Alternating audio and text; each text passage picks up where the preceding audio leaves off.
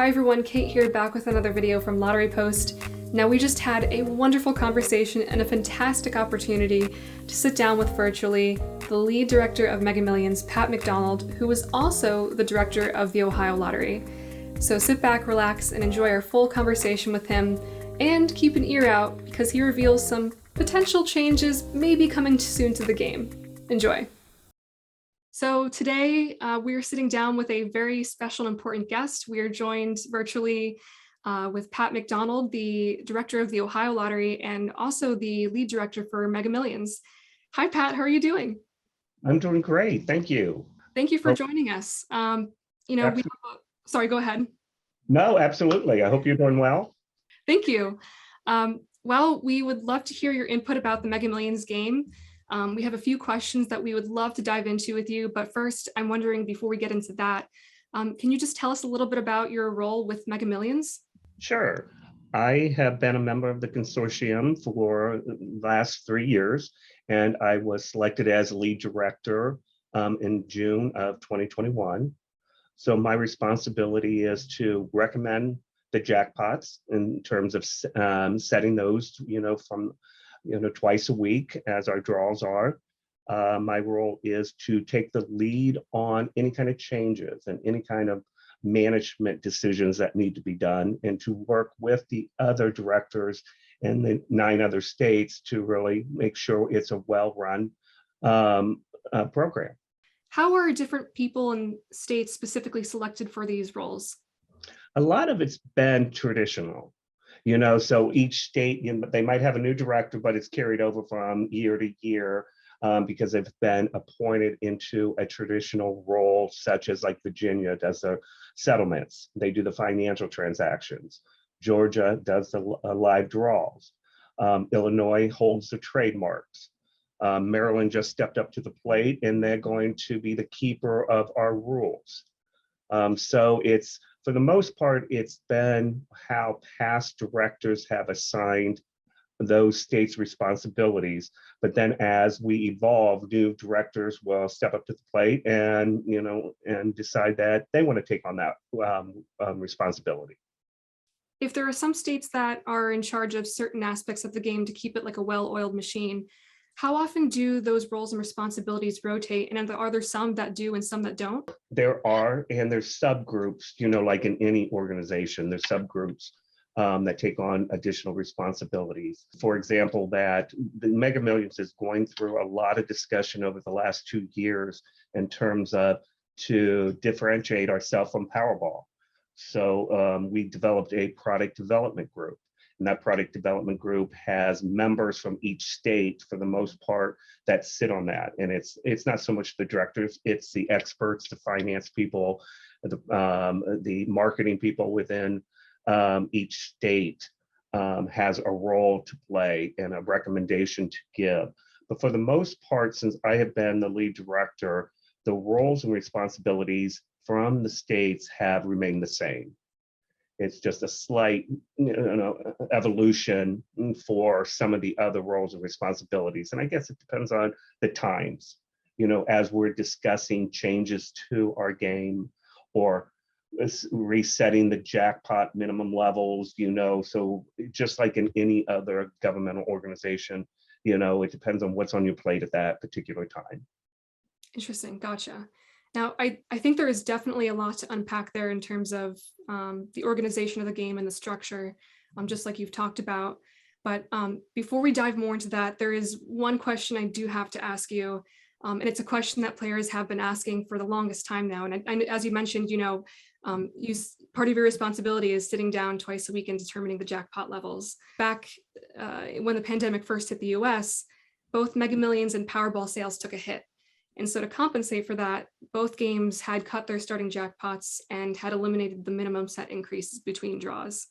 Now for Mega Millions, Mega Millions went from 40 million to 20 million for the starting jackpot, and then used to have a 5 million minimum increase. So I have to ask you, when are the starting jackpots going to return to normal? Well, what is normal?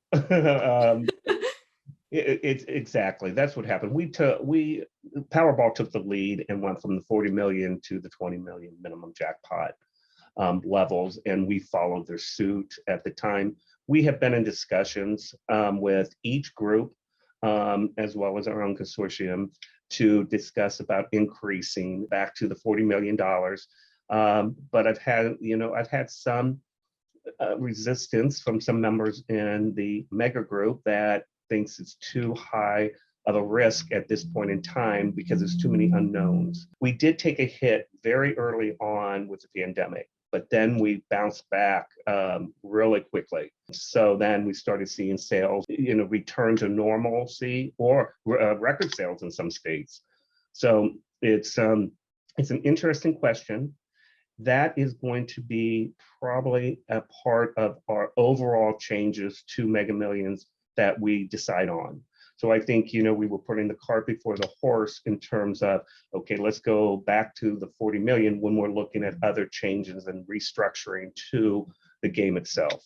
What other changes do you think are going to come this way for the Mega Millions game? Well, we've been working on this for a couple of years. As you know, Powerball went to 3 days a week. Mm-hmm. Powerball is going internationally now. So we have been in discussions with them, as well as seeing what could we do to differentiate ourselves from Powerball if we want to do that. And some of the changes that we are discussing is price point, potentially moving from a $2 ticket to a $5 level ticket. That will, we assume we will have sales growth with that. And the more, the higher the jackpots are, the more, the players want to buy a ticket. That's one of the issues. We're looking at restructuring the game itself. So maybe have a jackpot at a higher level, but have multiple, lower tier levels. So you get two trains of thought with this. Basically, you have those players that play a higher jackpot and only play the casual players that only play when the jackpot's high. But then you have another path of those people that want want more winners. So we're reconciling the two in our decision making to decide, if that's the best path to go. We're looking at the price point, maybe restructuring the game. And lastly, we have just hired an independent consultant to engage the players, to find out what they are thinking, what is best for the game itself. Would they like to, higher jackpots, or would they like more $1 million winners across the country? I can definitely see how there are a lot of moving parts, and it's interesting to hear all those different changes and how you're going to restructure the game. It's actually very exciting to hear. I had no idea. But one thing that we constantly hear from players in terms of feedback from them is they're concerned that at this point with the lower starting jackpot, they're paying the same base price and playing for, with the same odds for higher jackpots less often. So what we did before we sat down with you for this discussion is we did a little bit of research on what those jackpot levels were pre-pandemic and compared them to today. And as you said, sales jumped back pretty quickly. And so if we were to compare the jackpot increases right when it hits the 40 million mark now compared to pre-pandemic levels, it looks as though those increases are back to the way they were before the pandemic, or at least very similar. In our mind, we're thinking, isn't this kind of, evidence to support going back to the starting jackpot of 40 million? I know you mentioned that you're in discussion with other changes to the game, but are there any other internal metrics that you're seeing, or is there some kind of special hidden ingredient that's preventing you from going back to the starting jackpot? Katie, you hit the nail right on the head. I agree with you. Now, if I take my hat off as lead director, I would be supporting what you just said, and I think that the data's there to support it. To go back to the $40 million. I think that's a no-brainer because you can see the data on that. We just have a lot of consternation within the group to make a supermajority vote to get us back to the $40 million jackpot. But personally, as the director of Ohio Lottery, I agree with you, and I think you're spot on in terms of the statistics, the data, and based off of the sales out there to go back to the 40 millions. But as the group and leading the group, I've had some members that are a little adverse to it at this point in time until we look at the total picture of the changes. And I think at that point in time that we would be able to make that decision. I just have to ask you, what do you think is the timeline for that? I know players are itching to get back to those bigger jackpots. I just have to ask. I would say, because we have been working on this for 2 years. Now we just engaged with the independent consultant, and he has a tight time frame to engage the players, come back with a recommendation for us. So I would assume by midsummer that we would be making that decision. Oh, that's fantastic. I'm sure players are going to be really excited to see some new changes coming to the game. No, absolutely. But let me just add with that statement is, as we are looking at changes to the game, I'm also have directed the consultant and I've told the other directors that a no change is also a decision, even though we've been working on this for 2 years. But if we're at the sweet spot in terms of, this is the best right now for us right now.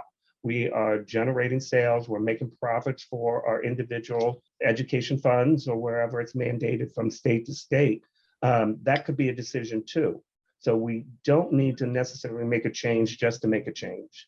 And one thing that we know is the big appeal with multi-state games like Mega Millions and Powerball are those massive jackpots. And I myself personally know a lot of people, and we hear a lot of people on lottery posts talking about how, they'll only throw in a few plays or play when the jackpots get really big. So we're interested to see what that consultant says about the feedback that he gets from lottery players, whether it's better to offer more lower tier prizes or, offer ways to get people winning, larger jackpots more often and getting the jackpots up there more often. On point here, but like I said, there's like two different players. One's plays for the higher jackpot and the others play for the multi winners, prizes out there. And one of the other things that you had mentioned very briefly was how Powerball announced that they were on track to go international. And I believe they had announced some intentions to do that around this time last year, thinking about offering the game to people outside the US, like in Australia, for example. Did you mention that there was a possibility for Mega Millions to also go down that track? I seriously doubt that will happen. I don't see an appetite for any of our members to go internationally. I think it's controversial, with some states and their state laws and guidelines and governors' philosophical views on playing internationally. We have not discussed it. We have been monitoring it with Powerball and Muscle, but that has not been on our table for discussion. I mean, people have mentioned to me that could be the distinction between us and Powerball. Where they're the international game and we're the American game, we're the United States game. So that might be the direction to go. But as far as our group of 10, that has not been, discussed in terms that we want to go in that direction. What do you think some of the pros of going international are? Well, the pros are going to have increased sales, and that's a given. Unless some states have to basically, some states are not able to provide Powerball because of state law or legislation or governors and decision-making policies on that, then you lose some states. Like Australia is the size of Texas. Now, you pick up, 30 million people or population-wise, and I don't know what the players would be. And I've seen studies that would show an 8% growth level with Australia and UK. But if you lose states due to the fact that you're going internationally, it could offset any growth. But I'm not aware of, at this point in time, any state that is saying that we would have to pull back from Powerball because of an international game now. But not, that can happen. So the advantage is sales, of course. The disadvantage is, will our players be upset? Would our players think, okay, in Ohio, when I was in Columbus, Ohio, before coming to Cleveland, what all I heard was everyone always wins in Cleveland. Nobody wins in Columbus. They always win in Cleveland. And I hear that now as state director, everyone wins in California, everyone wins in New York. Now, what would happen if, Australia and then if it evolves to UK, our players start seeing, 2 jackpots hit in a row from Australia, and not here. And in the United States, we're funding probably about 90% of that jackpot, or at least. So I think, you have that risk, at play there. So, as much as you would increase sales initially, would you end up losing sales in the long run based off of, players, attitude towards someone in the United States not winning the jackpot? There's, you also have other different lottery courier services and butler services that offer tickets online. And, we've seen a couple instances where, for example, someone outside the US won an Oregon lottery jackpot. And there was, there's generally support for online services for the convenience and ease of buying lottery tickets online. At the same time, you're also introducing other factors that, some people might not personally like or have like a positive opinion on. They're thinking, well, if it's a local in-state game, then people from that state should be able to play that game, or people from that country should be able to play that game. It's definitely a matter of contention, and definitely a hot topic for a lot of lottery players for sure. No, you're right. You're right. People localize it, to whatever their attitude is, because they didn't win. One of the only states cash explosion game. It's a live game show that we have weekly.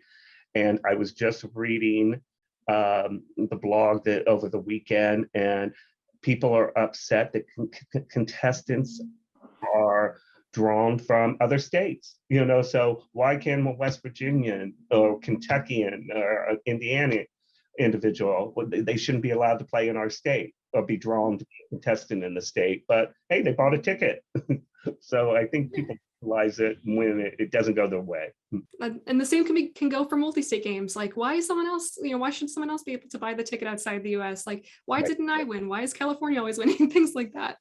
I can definitely understand that sentiment. One thing that you had mentioned, or you've been kind of, a common theme that's been occurring, is you're trying to differentiate Powerball and Mega Millions. Now, one thing I think people are really confused about is, what exactly is Mega Millions when you see it? Is it an organization? Is it a game? We know Powerball has the Multi-State Lottery Association backing it, or muscle. Does Mega Millions have something similar? It doesn't. It's run and directed by the 10 states in the consortium. And to my understanding, when Powerball was formed, it was for the smaller states. It was because that you needed an organization, and you needed a structure within that organization to run those lotteries, and to be able to facilitate the financial transactions, to be able to do the marketing, because those states didn't have enough staff at the time, and they're smaller states. So you had the Powerball creation. And then in Mega Millions, at the point in time, we wanted representation for the bigger states. So the bigger states who would be able to facilitate their own transactions, financial responsibilities, marketing. And so that's how Mega was created. So the difference between us two from an organizational perspective is that they have a paid staff muscle that does the work for them. We in Mega rely on individual states to step up and take the roles and responsibilities to do what Muscle's doing for Powerball, but we do because we have the resources to do it, and we just have traditionally appointed individual states to take that lead, to facilitate, paying out the prizes, to facilitate the draw itself, the marketing, who holds the trademarks and the legal responsibility. That's what you were saying with all those different working parts. All the states, may specialize in one thing and might step up to do one role. Like you said, I believe you said Georgia holds the drawings? They do. They do the live draw. Yeah. Gotcha. So do you think that something like Muscle could be a possibility for Mega Millions in the future? It could be. There's been some discussion that I've heard, even combining the two associations and having Muscle run it, and then we might have subgroups for Powerball and Mega. So I think that's a point of consideration down the road. I do like the fact that Muscle is a paid staff and resources, and they do that kind of work. Instead of relying on my individual staff to assist with A, B, and C, or or Maryland or Georgia or something like that. So I think there's something to say with that. But there's also negatives in there too. Is the fact that we're just a group of 10 right now. It used to be 12 when I first started here as executive director. We're a group of 10. We can make decisions quickly. We can be a group of just 10 talking, knowing each other very well, working together to come with a quick decision, or the ability to work as a group as opposed to the subgroups and the other multiple states that are in Powerball. So I think from an efficiency perspective, there's pros to just having the 10 or around 10 if we have 12 or 13, running and are the decision makers of the organization. What do you think the biggest challenge of running the game is? I would say the biggest challenge is making sure we're on the same page with muscle, making sure that we communicate not only to my group within Mega, but to Powerball. I do find, that we try to get together and we make a good faith effort to getting together, but then things slip through the cracks. We're all busy, and so the communications between Mega and Powerball is very beneficial. We're not in competition. That's the thing, is the Mega group and Powerball, we still sell the same product. So it's, and what I've heard in the past, that there has been some of those camps that it's been competitive. But I don't look at it as a lead director because I sell Powerball and Mega in the state of Ohio. So bottom line is I don't care. If a sale's a sale, it's benefiting the education fund here in Ohio. So if it's Powerball or if it's Mega, so we have to work together. I think that's the biggest challenge, is making sure we're not in competition and making sure we're on the same page with our communications with each other. Would you say that's also the most rewarding part of it? The most rewarding part of it would be is I've had the ability, at least with leading the Mega, to really get to know those 10 states or 9 other states, to get to know those directors, to come up with decisions, to have those kind of discussions with them as we're going through changes. So I think that's been very rewarding. I can call California's director, Oregon's director, Illinois, Virginia, Maryland, Massachusetts, Georgia, so that's been the rewarding aspect of it, that I've gotten to know those individuals that are the directors of the Megan group. Well, one thing I do have to ask is, I'm not sure if this process is the same for Powerball or the same for Mega Millions, but can you just run us through what happens when someone wins the jackpot? For example, let's say someone from Georgia wins the jackpot. Where does that money go and sit up until that one winning ticket is verified and the money makes its way into that person's bank account? Each state, even a muscle state or a mega state, holds those funds, and they hold those funds as each jackpot rolls. Once a jackpot is hit, each state then transfers those funds electronically to the state of Virginia, and Virginia is our clearinghouse in Mega, for example, to do the settlements. And so each state will transfer those sales. Virginia is responsible for constructing the structure in terms of the settlements and reconciliation. And then Virginia will send out the funds to the individual state that the prize was awarded. I thank Virginia for this. I mean, that's a lot of work. I bet. Well, are there any other thoughts that you would like to share, whether it's about your experience with Mega Millions or the Ohio Lottery or just the lottery industry in general? Well, it's a great time to be in the lottery industry, with the sports betting. Oh, yeah. Lottery.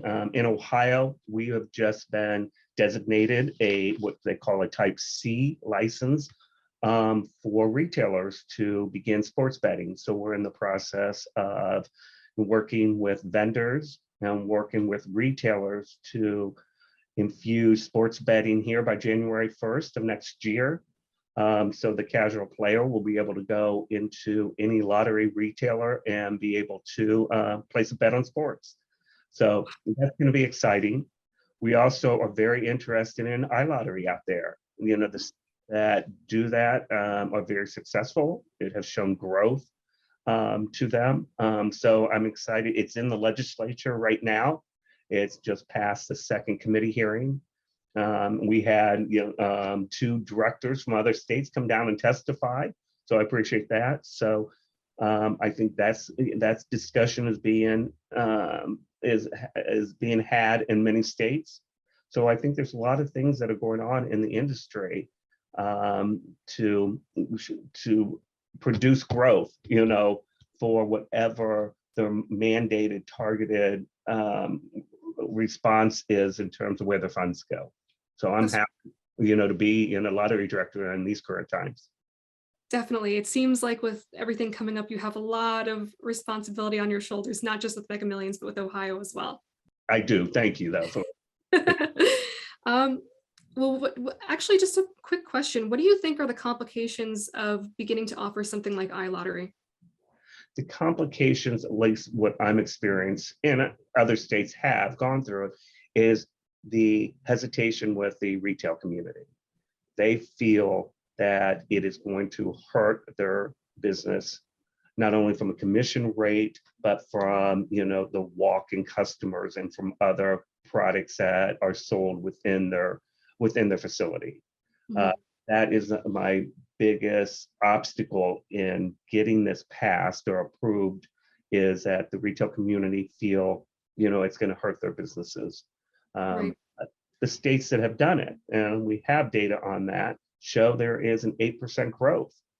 So you cross promote, you work with the retail community and associations across each state to to show the data and to show how you're targeting new players. You're targeting millennials now that never played the lottery before. Now they get a taste for lottery online. They might show up in your brick and mortar establishment.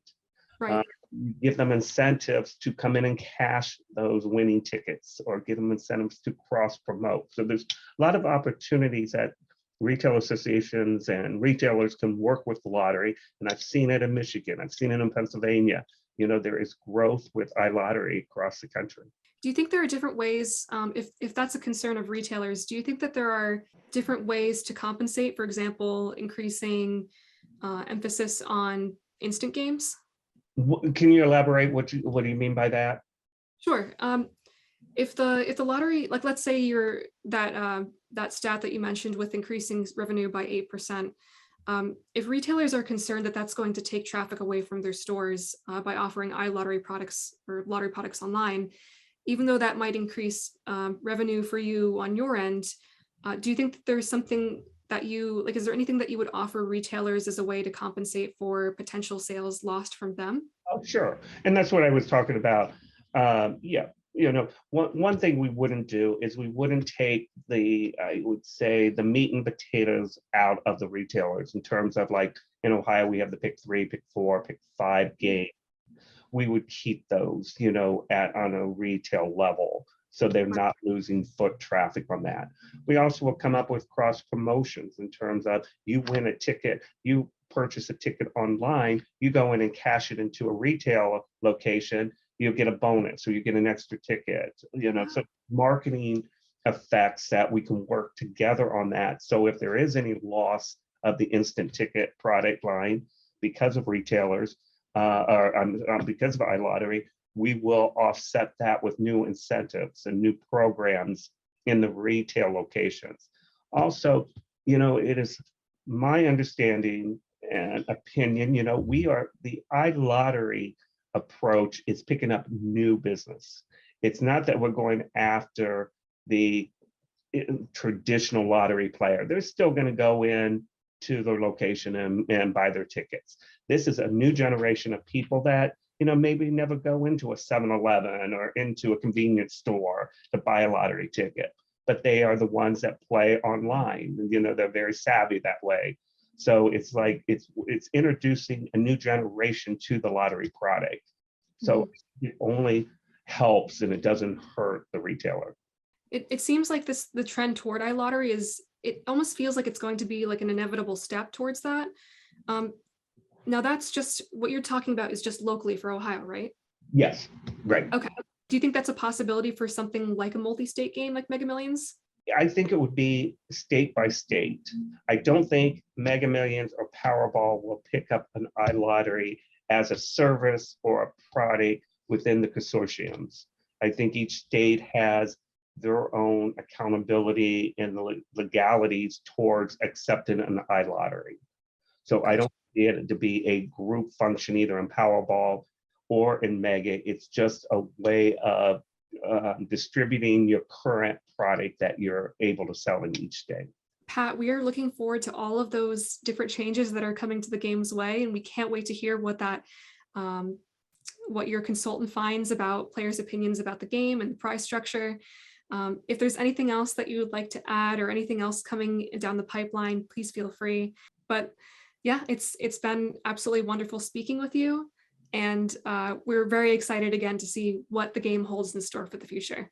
Well, thank you, Katie. It's been a nice interview, and any questions you have, and I will keep you updated as Mega Million grows and evolves, and for any potential changes in the future. Thank you. I appreciate it. Hi, everyone. Just wanted to give a quick shout out to the Ohio Lottery and to Pat McDonald for taking the time to speak with us and talk about the Mega Millions game with us. Pat was truly a wonderful person to speak with, and it was genuinely an enjoyable conversation, and he was very open and honest about the game. So thank you so much. If you liked what you saw, feel free to give this video a tap on the like button and let us know in the comments what you liked about this conversation and if this is something that you would like to see more of in the future. Lastly, don't forget to also hit that subscribe button and the notification bell so you are ready for when our next video does come out. Thank you again to the Ohio Lottery, and from all of us at Lottery Post, thanks for watching, and we'll see you next time. Take care.